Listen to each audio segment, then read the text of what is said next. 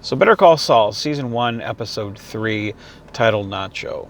This episode was actually a really good episode. I'm really enjoying the series more than I thought I would. I'm glad they brought back Nacho so quickly. Um, but the whole gist of the episode is basically Nacho trying to prove his innocence from kidnapping the family from the very first episode, who had the millions of dollars, laundered all that money.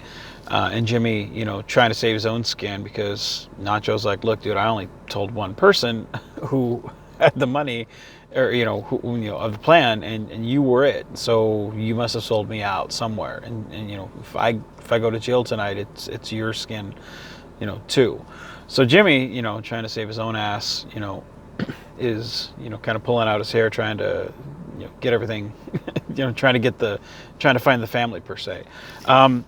He gets into a kind of an altercation with Mike, which has been kind of an ongoing story, and that kind of has some resolution, where they're now more on the same page, where Mike kind of looks at it and the situation Jimmy's in, and it's kind of like, yeah, I believe you. So he, I really liked that he was able to kind of size the guy up and make, make the determination of, hey, I'm not going to press charges, I'm gonna.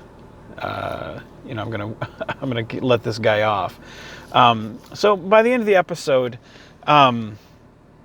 Jimmy, he's trying to find the family, because he's gone. He's talked to the ex-girlfriend. He's at least I think it's an ex-girlfriend. I'm not really sure, but it's it's a lady.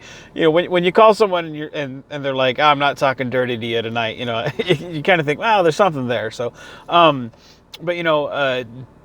talking to those lawyers, it didn't really get much accomplished, but I'm curious as to see where all that stuff goes. But by the end of the episode, he finds the family through some words that Mike had given him, and the whole thing really, it wrapped itself up in kind of a nice bow, and then the ending of it, where spoilers for those who are watching these reviews.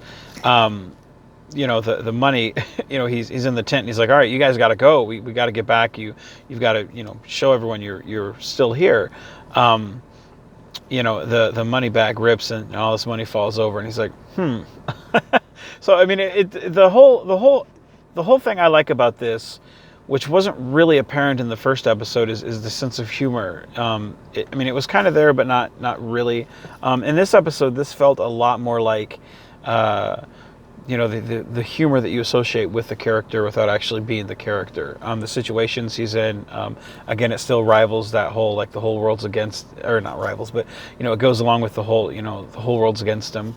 And I I really like that. And the fact that he's able to kind of come out on top, and still not, So I really enjoyed this episode. Just the fact that he's now working with Nacho as his lawyer. So I'm curious to see where that relationship goes, because he's he's kind of becoming one of my favorite characters. Like I said last episode, I could see him becoming one. He actually is. I really like that a lot. Like his character a lot.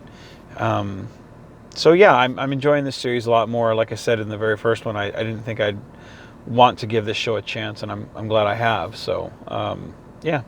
So all right, guys, those are just my thoughts on the third episode. It was a really good episode. I haven't seen a bad one yet, so they haven't really disappointed the whole time.